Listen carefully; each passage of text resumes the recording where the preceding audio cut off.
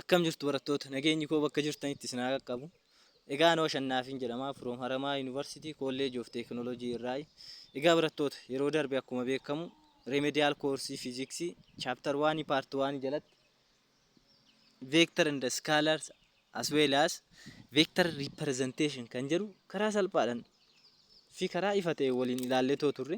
Har'a immoo kan nuti waliin ilaallu vector component unit vector and vector multiplication kan jedhu karaa salphaa fi ifa ta'een akkasumas ammoo part 3 jalatti gaafiiwwan garaagaraa entrance exam irratti ba'an akkasumas ammoo remedial irratti kan ba'an only from chapter 1 remedial jechuun chapteriiwwan kutaa 9ffaa keessatti chapter 1 kutaa 11ffaa keessatti akkasuma chapter 1 irratti barattani walitti mix yookaan ammoo walitti link godhanii chapteriiwwan ba'an waan ta'eef entrance exam irraa gaafii chapter 1 keessatti ba'an baay'inaan search gootanii too ilaaltan is the same as gaafii chapterii kana keessatti akka waan hojjettanii jechuudha. Kanaafuu gaafiiwwan garaagaraa chapterii akkasii sanniin irraa walitti qabeetoo kanan part 3 ani isiniif dhufu ta'a. Har'aaf ammoo part 1 jalatti vector component kan jedhu kan waliin ilaallu ta'a. Garuu ammoo san duratti please subscribe akkasumas comment fi like naa godhuu keessan hin raaffatinaa. Kallattumaan gara barumsa keenya. Vector component dha. Vector component salphaadhumatti asitti vector component jechuun adeemsa kalqabee tokko gara component yookaan ammoo x y z axisitti split godhaniitoo ilaalanii jechuudha. Maaliif split godhuun barbaachise yoo jettan ammoo namni tokko fakkeenya assume godhaayi namni tokko iddoo kanaa ka'eetoo mucaan tokko iddoo kanaa ka'ee iddoo kana deemuu barbaada haa jennu. Garuu ammoo gamoon tokko osoo as jiraatte namni kun dirqama maal godhuu qaba? Asiin as dhufee asiin dirqama iddoo kana ga'uuf asiin ol goruu qaba. Kanaafuu situation yookaan ammoo real life application akkanaa irratti akkanaa kanniin hubachuuf dirqama vector componentiin hin barbaachisaa jechuudha. Rakkoowwan akkana kana solve godhuuf vector componentiin hin barbaachisaa jechuudha. Kanaafuu vector component jechuun adeemsa kalqabee tokko gara componentii x y akkasumas ammoo z componentiitti jijjiiranii itti ilaalanii jechuudha. As keessatti definitioniin ijoon uumaman isiniin jedhe kana vector component of vector are projection of vector along coordinate axis x y z axis. This means splitting vector into component.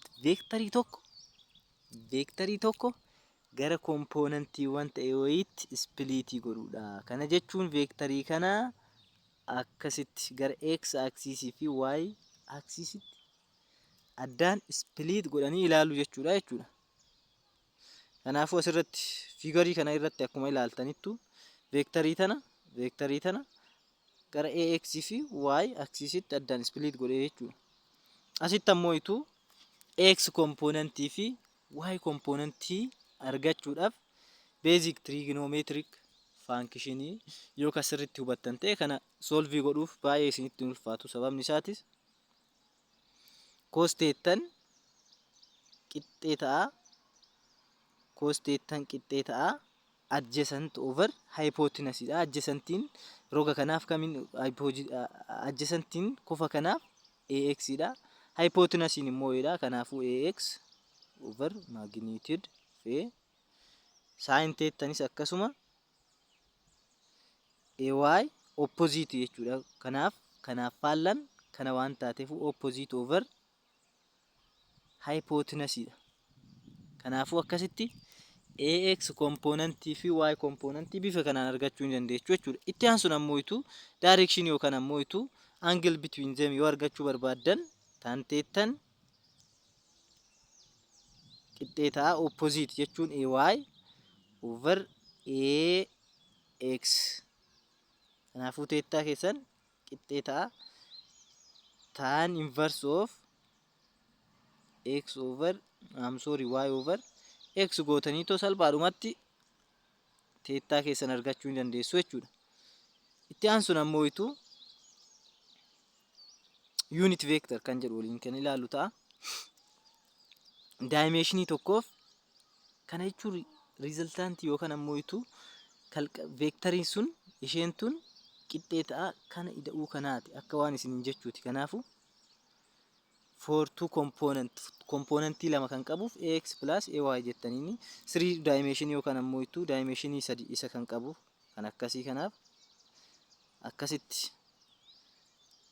vectorii gara komponentii sadiitti split gootanii ilaaluu dandeessu jechuudha. Kan itti aanu ammoo unit vector kan jedhudha. Waan ijoo taateen isinitti hima. As keessaa illee unit vector jechuun vectorii dimensionii hin qabne akkasumas ammoo kan yeroo maraa magnitude ishii tokko taate is what we call unit vector. Unit vectorii keessatti yeroo baay'ee akka ijootitti wanti isin beekuu qabdan tokko formulaadha. More than definition formulaa ishii sirriitti sababa wajjin qabachuu qabdan jechuudha. Kana jechuun unit vectoriin qixxee ta'a u vector over its magnitude. Kun magnitude isaati. Kun magnitude isaati. Kun ammoo vectorii dhuma isiniif kenname. Karaa lamaan isin gaafatan asitti. Asitti waan lama isin gaafatan. Inni tokkoffaan find unit vector isin jedhani, inni lammaffaan ammoo find magnitude isin jedhan. Fakkeenyaaf aan qixxee ta'a 4 I ida'uu 5 j isin jedhe asirraa magnitude soq isin jedhan. Magnitude keessan soqachuuf immoo sun osoo fagoo hin deemne under root of 4 square plus 5 square Pythagoras theorem fayyadamuun jechuudha. Kanaafuu meeqa argattanii 16 ida'uu 25 16 ida'uu jechuun under root of 4 plus 5 ruutii keessoo galchitan. Kanaafuu kana ruutii keessa yoggaa baastan meeqa ta'a? 16 ida'uu meeqati? 25ti. 16 ida'uu 25 ammoo meeqa?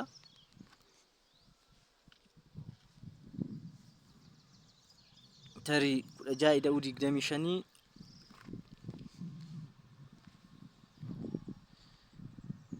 41 under root of 40 waanidha. Kanaafuu magnitude ishii akkanatti salphaadhumatti magnitude argachuu hin dandeessan. Garuu ammoo unit vectorii argachuuf over its magnitude jechuu qabdan dirqama. Unit vectorii argachuuf 4i over 41 under root plus cheekii godha 41 ta'uusaa 5j over under root of 41 godhuu qabdan jechuudha. Kanaafuu unit vectorii keessatti wanti isin gaafatan yeroo baay'ee unit vectoriin dimension less akkasumas ammoo even unit vectorii ta'uuf ta'uu dhabuu ishii adda beekuuf magnitude ishii dirqama tokko isinii dhufuusaa.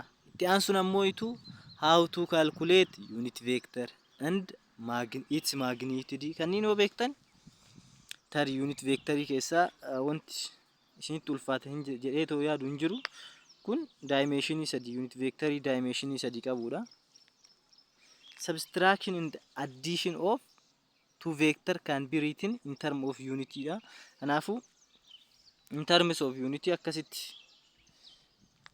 barreessuu ni dandeenya jechuudha. In terms of unit vectorii fakkeenyaaf vectorii a jedhamtu takka ax yoo nu kennamte plus bx fi vectoriin b takka immoo bx plus c y asitti y godhaa. Kanaafuu akkasitti nu kennamte termiiwwan wal fakkaatu i fi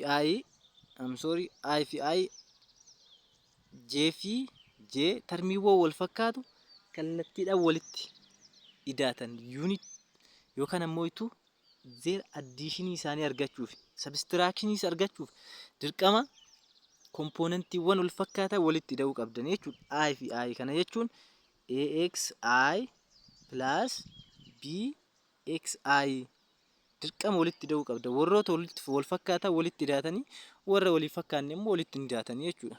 Warra wal fakkaataa walitti guuruudhaan walitti hidhuu jechuudha. Salphaadhumatti kilaas workii kana irratti yoo salphaadhumatti kan laallu ta'e give vector A for M and 3 MJ vectorii B ammoo itu 2I fi hir'isuu 3 MJ kan nu kenname siinis akkasumatti nu kennamte diin illee nu kennamee jira. Kanaafuu tokkoffaa irratti maal isin gaafate raafiliin isinitti hima conceptual jechuudha. Asitti maal isin gaafate magnitude A isin gaafate. Kana jechuun 4 square ida'uu 3 square under root keessatti. Kana jechuun deebiin isaa 5 taate akkamitti akka taates beeku. Kana jechuun under root of 25 means is equal to 5. Magnitude ishii 5dha. Fi baan ammoo itu 2A ida'uu baa hir'isuu caati. Kana jechuun tokkoffaa dura A tana lamaan ni baay'istu. Itti aansuun ammoo baa itti hidhaatu. Baa itti hidhuu jechuun 2 I tana dirqama 8 I wajjin walitti hidhuu qabda. Asitti yoo lamaan baay'ista 8 waan taatuuf 8 isiniin jedhe. Kanaafuu warroota wal fakkaatan walii isaanii wajjin dirqama walitti hidhuu qabdanii jechuudha. Itti aansuun immoo unit vector in direction of resultant dha.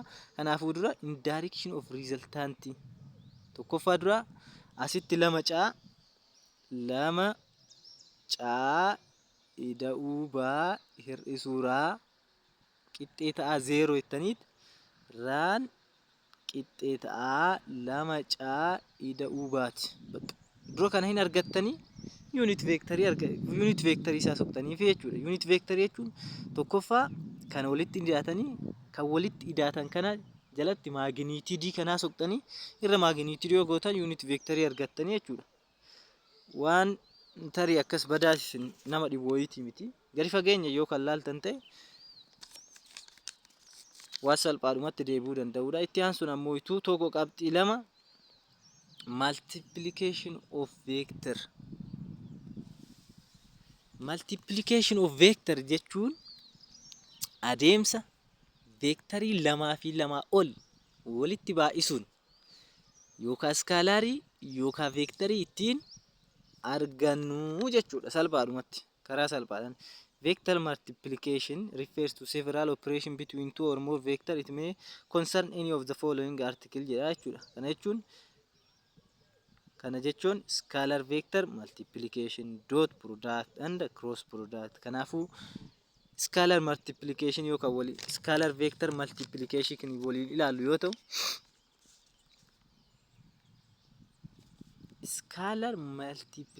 scalar vector multiplication jechuun akka dhuma scalarii yookaan ammoo itu vectorii magnitude tokko vectorii wayiitiin baay'isuu jechuudha. Kana jechuun definition hin qabdu. Definition ishii tanuma qofa. Tana qabattanii naan definition akka waan qabattanii jechuudha. Aan qixxee ta'a AX plus BY yoo jedhe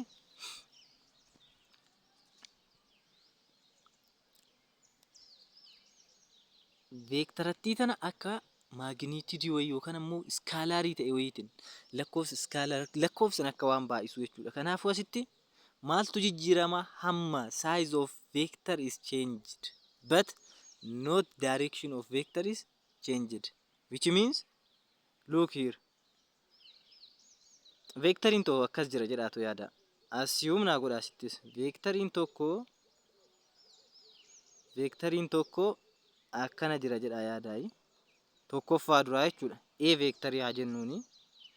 Kanumaa multiplied hin taane skalarii wayiitiin tuni B tun C tun A dha. After is multiplied eega multiplied ta'ee booda immoo akkam taaseetanii amsooriin jal'ate xiqqooyi akkas ta'eet akkas ta'e akkas ta'a hin guddata. Kana lamaan akka waan baay'isuu jedhaayi. Kana immoo 2A 2B jechuudha. Kanaafuu hamma isaa guddisuu jechuudha. Scalar vector multiplication means changing size of vector not direction of vector. Kanaafu size vectorii sanii jijjiiruu kallattii jijjiiruu miti. Kanaafu asitti wanti sirriitti xiyyeeffannoo laaluu qabdan scalar vector multiplication jechuun size yookaan ammoo hamma vectorii tokkoo jijjiiruudha malee kallattii isaa jijjiiruu akka hin taane beekuu qabdanii jechuudha. Asittis waanuma san isiniin jedha. Multiplication of vector by scalar change magnitude of vector. Magnitude akkuma isiniin jedhe hamma isaadhuma guddisa malee kallattii isaa hin jijjiiru. But leaves jedha. It direction. Direction isaa ammoo inni isaa jechuudha. Kana asitti akkuma laaltanittu it leaves it direction. The scalar change the size of vector. Kanaafuu size isaatti kan jijjiiru ta'a jechuudha. Asittuu akka laaltan n qixxee ta'a xy plus ayj ida'u azk multiplied by scalar b. Scalar b jedhamu yoo kan multiply gootan kinoo akkasuma dhumatti hamma isaa jijjiira garuu ammoo kallattii isaan jijjiiru jechuudha. Scalar multiplication obeys the following rule jedha. Additive in scalars. Kana jechuun additive in scalars. Caa ida'uu daa is the same as caavaa ida'uu daavaati. Kana jechuun additive scalars jechuudha. Kanneen tarii seerota kanneen yaaduma shamaddaduu isin dandeessanii shamaddaduu irra immoo yaaduma konseptiidhaan akkasumatti ilaaltanii garaagarummaa isaanii hubachuu ni dandeessu jechuudha. Addition in vector jedha. Compatibility of product of scalar with scalar multiplication. Kunillee compatibility yookaan ammoo walqixxummaadha. Multiplying by 1 doesn't change vector jedha. Kanaafuu waan kamuu tarii vectorii bichaa osoo hin taane lakkoofsa kamuu waggaa tokkoon baay'istanii humaa waan change vectoritti change godhu tokko hin qabu. Kanaafuu multiplying by 1 doesn't change vector jedha. Multiplying by 0 gives 0. Kana jechuun waan kamuu lakkoofsa kamuu yoo 0 an baay'istan 0 dhuma isinii kennanii itti aansuun ammoo additive inverse kan jedhamu immoo multiplying by 1 gives the additive inverse tokko negatiiva tokkoon baay'istan jechuun kallattii ishii jijjiirtan yookaan ammoo itu additive inverse jedhama jechuudha. Mata dureen baay'ee ijoo fi itti aanu ammoo itu maal inni dot product. Dot product. The dot product of two vectors is the magnitude of 1 times jedha. Kana jechuun baay'ee konseptii baay'ee barbaachisaa ta'e kunillee the same as scalar vector multiplication. This means dot product of two vectors is magnitude of 1 times the projection of the second onto first. Tarii qabadhaa definitionii sirriitti. Definitionii shamaddaduun kan dabare sirriitti hiikoo ishii maal jechuu akka barbaade qabachuu qabdan jechuudha. Laal magnitude of 1 times the projection of second onto the first. Magnitude tokkoffaa baay'isuu projekshinii yookaan ammoo itu irratti balaqqaa'u jedhama. Magnitude tokkoffaa baay'isuu projekshinii lammaffaan kan tokkoffaa irratti godhe is called dot product. The symbol used to represent this operation is small dot at the middle height dot which where the name is dot product come from since the product has magnitude only. Magnitude only. Asitti wanti beekuu qabdan tokko scalar multiplication vectorii maal nu kenne vectorii wayii nu kenne size isaa jijjiire. Asitti ammoo itu dot product is gives as scalarii nuuf kenna. Yeroo maraa dot productin scalarii nu kenna be sure that. Kana asitti beekuu qabdan jechuudha. Fi yeroo baay'ee wanti gaafin nu gaafatamnu as keessatti tarii find dot product of this vector isiniin jechuu hin danda'anii.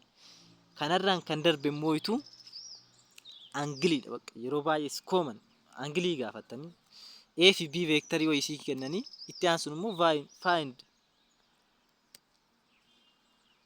angle between them isiniin jedhan. Kanaafuu akka ijootitti wanti isin xiyyeeffannoo itti godhuu qabdan akkamitti aangilii isaanii akkamitti aangilii ishee akkamitti akka soquu dandeessan. Itti aansuun immoo doot piroodaaktiin AB koostee jettanii argattu. Kanaaf ammoo dirqama aangilii isinii kennanii garuu ammoo aangilii illee yoo isiniin kennine aangilii ishii soquu danda'uu qabdanii jechuudha. Aangilii ishii asumarraa kan soqxan ta'a. Kanaafuu kan waliin ilaallu taasaniifis A dot B equal to AB cos theta jechuudha. AB cos jechuun maagniitidii tokkoffaa baay'isuu maagniitidii lammaffaa A irratti project ta'e jechuun kunoo A'dhaa asitti baan ammoo itu kan A irratti project ta'e so cos thetan wal qixa ta'a A times B over magnitude of A times magnitude of B jettanii to soqachuu ni dandeechuu salphaadhumatti.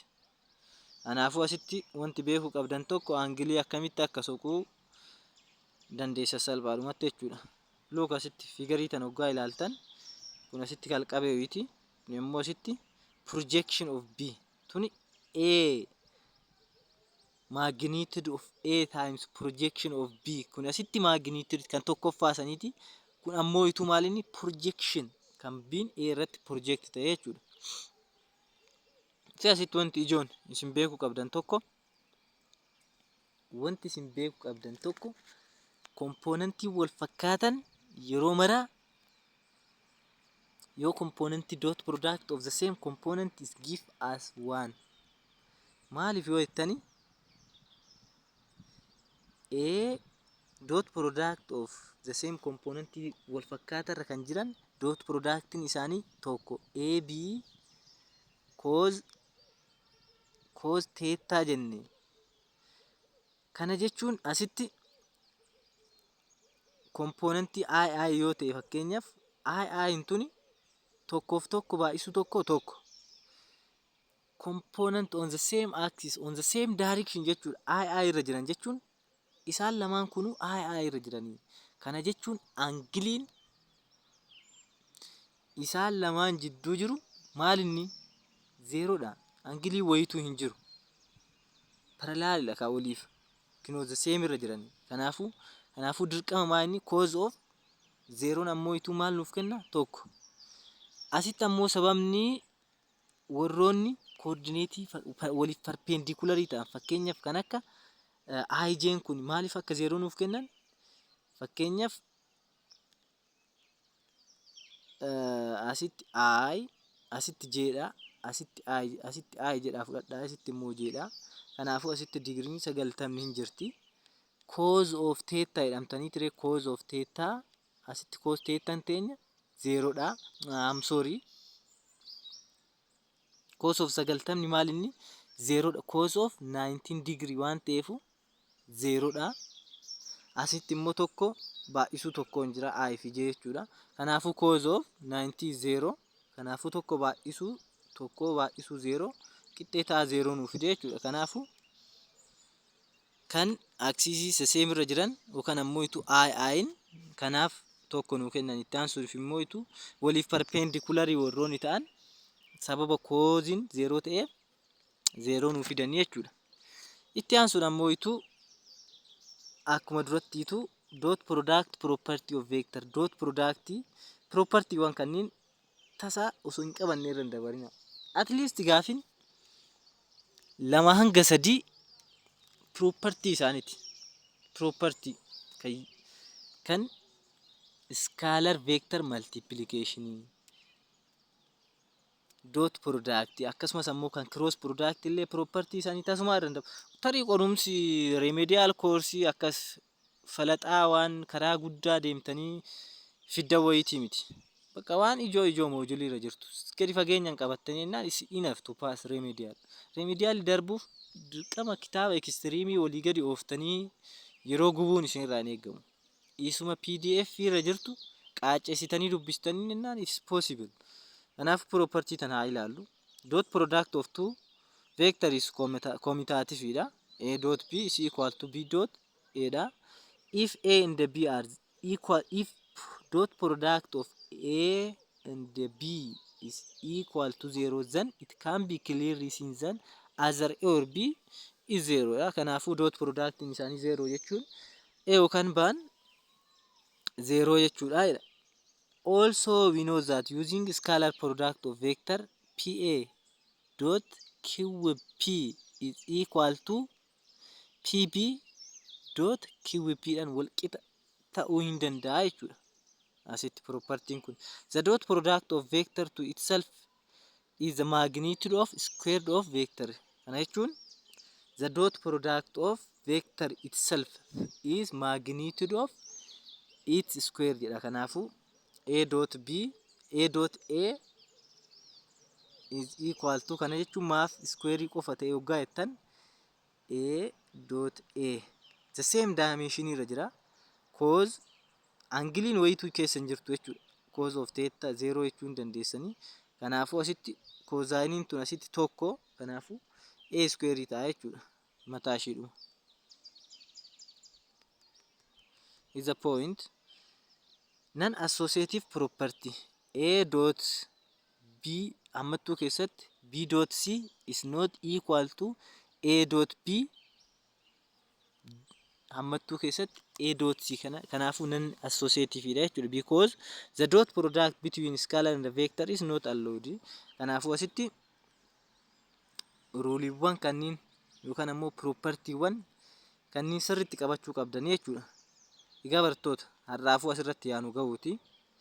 Cross product vectorii kan jettu tana gaafii uwwaawwan wajjin yookaan ammoo ituu ka'umatti kanan isiniif qopheessu ta'a.